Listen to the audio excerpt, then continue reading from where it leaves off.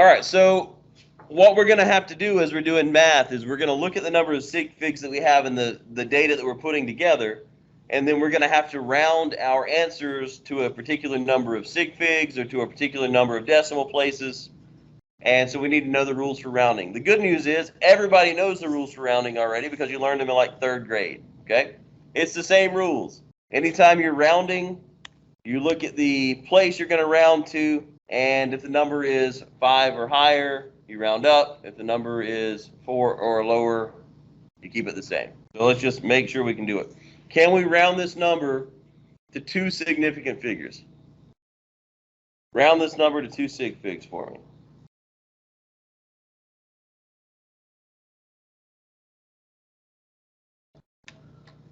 Okay, now let's look at actual calculations. So let me kind of give you an idea of why this matters. Why do we care? So let's say we're going to measure the area of this room, all right? And let's assume that this room is a rectangle. It doesn't have those weird jutty out spots, okay? Just a straight rectangle in this room.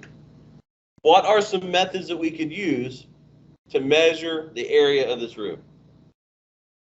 How would we go about that? Well, what is the definition of area? What shape is this room, first of all? Rectangle. Rectangle. So how do we get the area of a rectangle? Length times width. So we need to measure the length and the width of this room, right? What are some tools that we can use to do that? Tape measure. So that's got precision of what?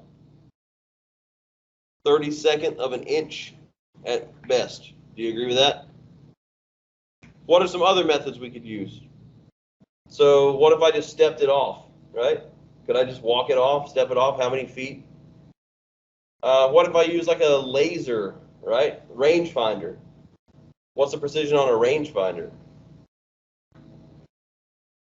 No hunters in the classroom? So those different ways of measuring. Let's say I had a, what is this? Let's say this is the only damn thing I had in this room that I can measure with, right? Anybody know how big that is? Well, it's roughly 5.5 feet tall, okay? So I can see how many of these does it take to go across the room. Do you agree with that?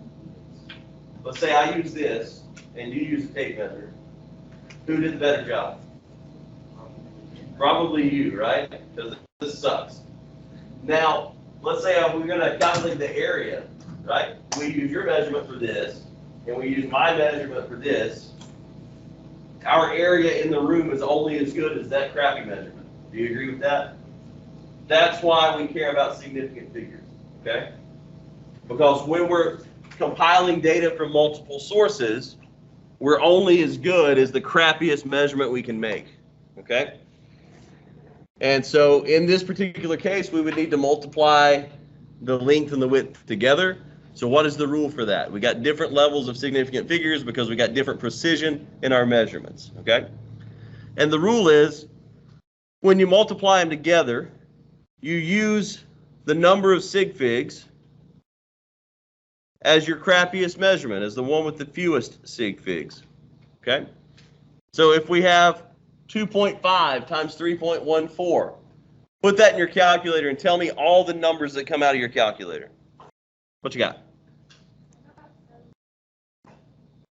7.85. Are there any more numbers there? That's it? Okay. But our answer can only be as good as this number is, because this number has only 2 significant figures. So we would have to round this number to 7.9. This would be our answer, to 7.9. Right? We're only as good as the crappiest number that's there. So a couple more examples here. If we multiply these together, 5.02 times 89.665 times 0.10. By the way, I don't know if you guys have caught on or noticed or not, but I will never write the 0 in front of a decimal point, okay? If I'm going to write this number here, I'm going to write it as 0.10 like that, okay? That's just for me because if I write this, I'll end up screwing myself up, okay? So when I write that, it means that, okay? Now, If we were to punch all this stuff into our calculator, we get the number that we see in blue. We get 45.0118. But each one of these numbers carries a level of precision, and our answer can only be as good as the worst one. The way we determine the worst one for multiplication and division is the one that has the fewest number of sig figs. So this 0.10 has only 2 sig figs. So our answer has to be rounded to 2 sig figs, and it becomes 45. So even though we have all these decimal places here in our problem, our answer is a whole number, right? Because it has 2 sig figs. And that's hard for people to understand sometimes, that we can only be as good as the worst number, and we base that on how many significant figures are present, not how many decimal places are present, okay? Decimal places come into play with addition and subtraction. But with multiplication and division, it's all about the number of sig figs. That's why we had to do all that, how many sig figs are present stuff, okay? Works the same for division. If you were to punch 5.892 divided by 6.10 in your calculator, you'd get the number in blue, 0.96590. Here we have 4 significant figures. Here we have 1, 2, 3 significant figures. Our answer has to have 3 significant figures, so we need to round it to 0.966. Now let's look at adding and subtracting. Adding and subtracting goes on the number of decimal places and not on the number of sig figs, okay? We go with the fewest number of decimal places. So if we were adding all these numbers up, we have 2 decimal places here in this number, 3 in the rest. So our answer would have to be cut off at 2 decimal places. Addition and subtraction uses fewest decimal places. Multiplication and division uses fewest sig figs. So here's another one. 4.8 minus 3.965. If you throw this in your calculator, you're going to get the number in blue, 0.835. But 4.8 only has 1 decimal place, which means that our answer can only have 1 decimal place. So same situation. We look at 0.835. This 3 says leave the 8 alone.